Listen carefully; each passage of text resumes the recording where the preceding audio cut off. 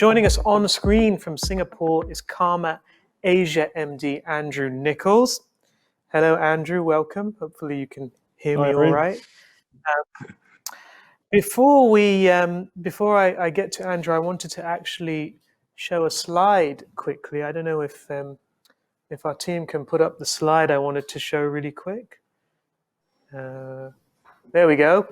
Okay, so that slide is based on a study called the Communications Index, which Provoked Media conducted with APAC-G and Rudafin. And it polled more than 120 in-house comms leaders in the region.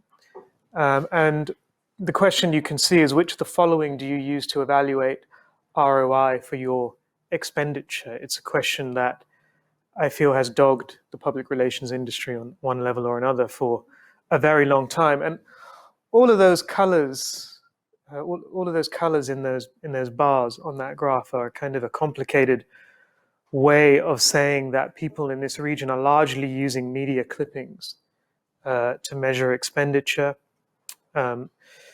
Media clippings come out on top, narrowly ahead of favorability and sentiment scores and awareness metrics. All of those, of course, as you'll be aware, Andrew, and I'm sure all of you watching will be aware, are proxies rather than actual evidence of behavioral change of business outcomes. Advocacy metrics trail further behind, ahead of what we perhaps call harder evaluation options, such as company financials and sales. So that is kind of the state of play, and it's not necessarily the most encouraging picture. And we can remove the slide now, I think, so that we can see, we get a full screen, Andrew. But let's start there, Andrew. Why are we still in this position where, despite all of the advances in measurement, despite everyone knowing how important it is, and presumably despite companies knowing that they need to be able to prove the value of their public relations spend, and indeed the value of their reputation, why do you think we're still in a position where media clippings are seen as the most important measure when it comes to evaluating PR expenditure? It's a great question. There are a couple of common reasons that I hear from organizations in Asia. I think the first one is that actually a lot of people are quite keen to move away from this methodology. And a lot of people, probably even in that survey, would acknowledge that it isn't necessarily the best way to demonstrate value. But there is an inertia because people don't want to rock the boat. There's a sense that trying to introduce a different way of doing things is going to somehow create some kind of internal turmoil. Another reason I think is there's a perception that people are too busy. There's just too much going on, or maybe there's a budgetary issue, or just not enough resource. And that, I think, is a slight misunderstanding that I can suggest some ways forward for as well in a moment. And I think the last reason, and this I think is a bit of a dirty secret of PR actually, is that there's fear of the results. You know, there's a sense of not just evaluating PR, but evaluating our own performance, and that creates a kind of anxiety. But it is a really important thing that we need to start looking at more seriously. And you know, I'm glad you mentioned the Asia Pacific Communications Index, because in the same month that Provoke published the results of that piece of research on your website, Arun, there was an article that appeared in The Economist entitled "The Perils of PR." And for anyone who hasn't read it, it basically portrays PR as being a kind of fruitless budget drain. Now, clearly that's not a perspective that I or anyone in this forum would agree with. But I think it's pertinent to the discussion, and it's something that we have to think about when a publication that is read widely by C-suite executives and policymakers is presenting that opinion. And if we want to move past that, frankly, we've got to demonstrate impact beyond simply counting clips. So before we get to better measurement metrics, how do you get companies and maybe even agencies to change? How do you start that journey? What have you learned that's worked? Well, step one is deciding that you want to embrace best practice, which I think a lot more practitioners are. I mean, the fastest growing part of our business at the moment is consulting around building a measurement and evaluation framework. And that process is actually based on a piece of work that AMEC, the Global Association for the Measurement and Evaluation of Communications, did, called the Integrated Evaluation Framework. Now, the IEF is a free tool that is available on the AMEC website. It's designed for all types of PR and comms practitioners, whether you're in a small agency or a big agency, whether you're in a small or a large organization. Essentially, it's based on the principle of aligning organizational objectives to PR objectives, right the way through to your activity, and ultimately the outcomes. And it's the outcomes that CEOs and policymakers really care about. So a good step would be to go and have a look at that. And it's, as I say, it's an interactive product. You can get to use it directly online. It gives you tips on what kind of metrics you might want to use. Another product that AMEC has also on their website is called the Measurement Maturity Mapper. And that's a really good one for stakeholder alignment. I mentioned earlier on that some people are concerned about rocking the boat internally. And I think if you are going to affect change, you do need to have alignment of all the key people in your organization, from leadership and your teams across different departments and so on. So what M3 does is it benchmarks your current measurement methodology anonymously against thousands of other organizations, agencies, and also organizations of different industries. And so it gives you a sense of where you are on that journey, and it also provides recommendations of how you can improve. So that's often how I would initially open the discussion with an organization that's starting to think about this. And then I think a really good tip is, introduce new methods alongside legacy ones. So don't try and turn the tanker, 25 degrees all of a sudden. Start to bring in some of these new methodologies alongside legacy ones, and that will help to bridge that gap. A great example of a small change is including something like Google Trends analysis. It's a really simple, elegant way of demonstrating that you have stimulated public interest, for example. People don't tend to search about things that they're unaware of or they're not interested in. And that, again, is another widely accessible free tool. So as far as the thing about the budget or not rocking the boat, I think I've probably addressed those. And in terms of fear of the results, I'd point you back to my earlier point about the Economist article. That type of opinion is something that we don't want to become more widespread. Yeah, what do they call it? FOFO, fear of finding out. What are there easy ways, Andrew, that you can, or that one can demonstrate the benefits of better measurement when it comes to public relations spend? Because a lot of the things you've talked about are kind of tools that people can use, mindset change. But are there kind of proof points that are kind of easily obtainable and that can maybe help drive people towards actually taking this more seriously? Well, we heard earlier about the role that PR plays in sustainability efforts, in patient empowerment, diversity and inclusion. PR and comms has played a huge role during COVID-19, the vaccine rollout. I mean, there's a whole range of desirable outcomes that can be driven by PR. We also heard during the conversation around Asia's rise, someone said that MNCs from outside of Asia don't give their Asia colleagues enough budget or resources to do their jobs in the region.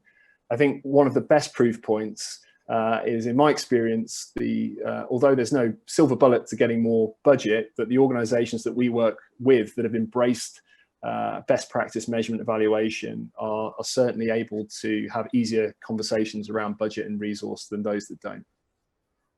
And what's the role here of software and AI? You mentioned the phrase silver bullet, and I think sometimes there's a view that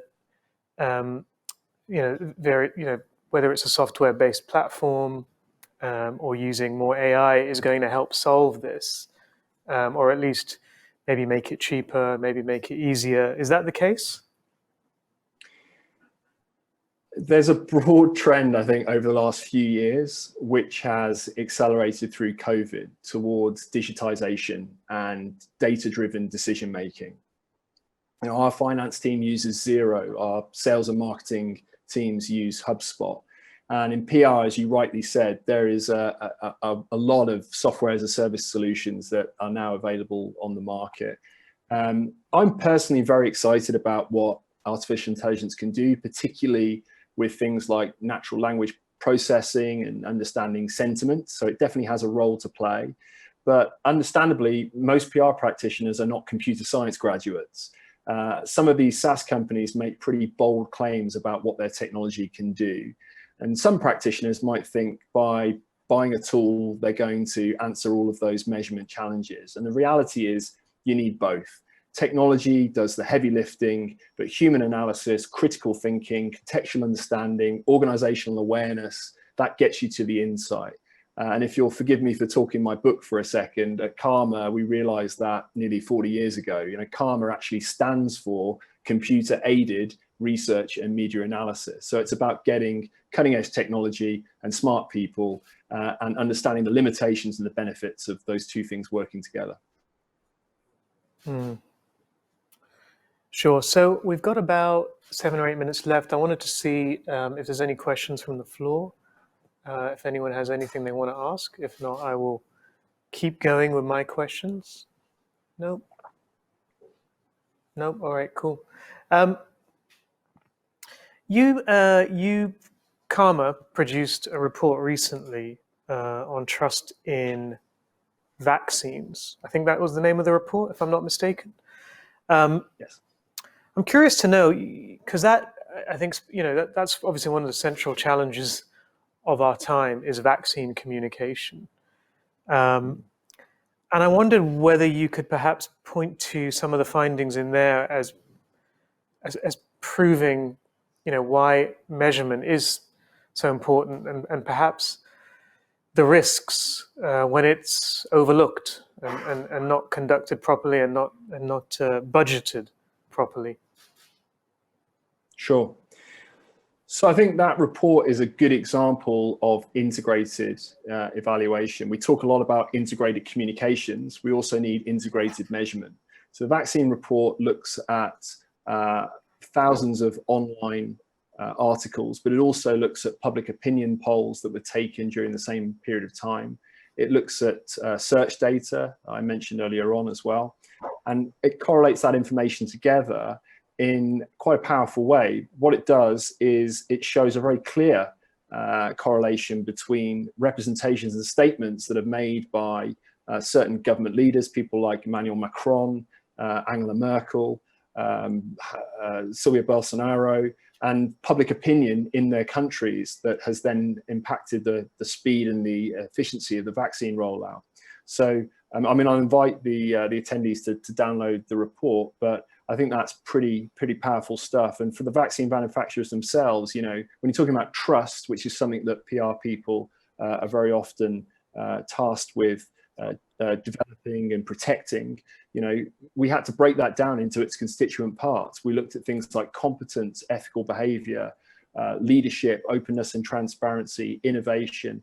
So what that means is we took all of these big topics and broke them down into a kind of framework of constituent parts, and then that allows you to get very granular with the information to see exactly how different manufacturers were positioned. And I think if you were working in the pharmaceutical industry, that would be hugely valuable, because you could then say, well, these are the things that we're known for, this is what the public thinks about us, so how do we then start to bridge the gap where there could be a lack of fidelity between what you're trying to say and what people actually think. It's coming back to the this idea of a silver bullet. I mean, one of the things we've heard kind of repeatedly, I suppose, is that advertising can prove its effectiveness because it's typically had a single metric, albeit if you're talking about something like Nielsen ratings, it's not a particularly robust metric, but it's at least something that they can all, or at least all have agreed upon at one point. I think it's very different now. That doesn't exist for public relations, and perhaps it shouldn't. But is that a challenge that, in my time covering the industry, I've seen pretty much every agency come out with its own measurement system, and that's not to mention, of course, providers like yourselves, who have differing methodologies and differing methods of measuring PR. How much of a challenge is it that there isn't one single solution? Well, then there never will be one single way of measuring PR, because organizations of all types are trying to do different things. Whether you're trying to encourage people to live a more healthier lifestyle, or sell a luxury car, or if you're a small agency that's just trying to drive footfall into a local retailer, these are all completely different objectives, and the proof points of how effectively you've achieved those things are going to be very different. So, in one instance, it could be donations to a charity. In another, it could simply be looking at website behavior. So I would say that the key to measuring PR is about the process you go through to understand how your activities support the organizational objectives, rather than trying to narrow down to a single universal metric. And that's one of the mistakes that I think we've made historically in PR, is we've tried to do that, and it's just never going to happen. I want to ask the attendees actually for their views on this, because it'll be interesting to see if it tallies up with some of the data. So how many of you here still find, as per the data we showed, that media clippings is still kind of the most popular way to measure PR expenditure? Wow, okay. Quite a few. How many of you would never use media clippings to measure? Okay. It's always so much better when other people improve my questions. Sorry, what was it? How many? How many people wouldn't want to use media clippings, but are kind of forced into that situation? Great question. Thank you. It's much better than mine. Yeah. Do you want to come up here, actually? So everyone in the room has said they're forced into using metrics like media clippings, but would rather use different measures and tools. So Andrew mentioned various different reasons: budget, mindset, inertia. So for how many of you would you say it's budget? Okay, mindset? Right. Okay, so it's just a conservative mindset. All right, so bearing that in mind, everyone's picked mindset, Andrew, as the main reason why they're using bad metrics. So bearing that in mind, to finish this session, what would be your one piece of advice to them to try and get mindsets to change? Besides coming and talking to Carma, of course. Look, I think we're all in agreement. We're in violent agreement here, because earlier on I said that the number one reason that I hear is people don't want to rock the boat.